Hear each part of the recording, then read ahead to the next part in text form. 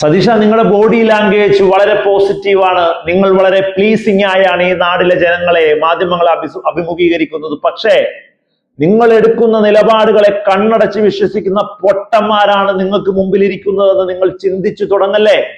കാരണം എന്താ? നിങ്ങൾ ഇന്ന് പറയുന്ന ഒരു സ്റ്റേറ്റ്മെന്റ്, ഗവർണറുടെ മുമ്പിൽ നിന്ന് ഞങ്ങൾ സത്യവാചകം ഏറ്റു ചൊല്ലാനായി നിൽക്കുമ്പോ വന്ദേ മാതരം മുഴുവനായി പാടുമെന്ന് ഞങ്ങൾ അറിഞ്ഞതേയില്ല.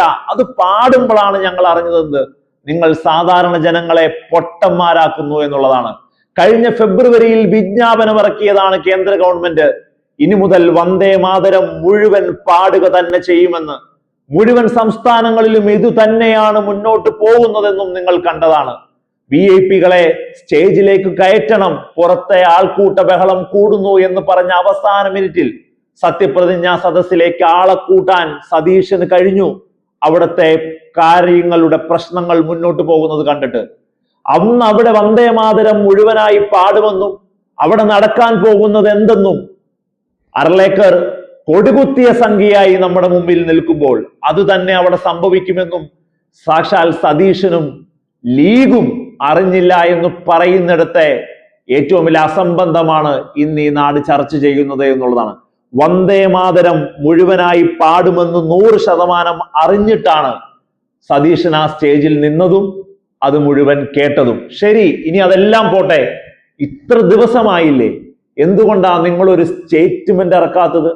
നിങ്ങളുടെ ഫേസ്ബുക്കിൽ നിങ്ങളൊരു ഒരു പോസ്റ്റ് ഇടാത്തത് എന്താ? 2 വരി കുറിച്ച് ഇത്തരം പ്രവണതകൾ ഈ നാടിന്റെ വർഗീയതയ്ക്ക് വേണ്ടിയുള്ളതാണ്, മതേതര സ്വഭാവത്തെ വലിയ രീതിയിൽ മുറിവേൽപ്പിക്കുന്നതാണ് എന്ന് മിസ്റ്റർ പൂക്കി CM, ചിരിക്കുന്ന CM, നിങ്ങൾക്ക് എന്തുകൊണ്ട് ഈ മതേതര മണ്ണിന് വേണ്ടി ഇടാൻ കഴിയുന്നില്ല?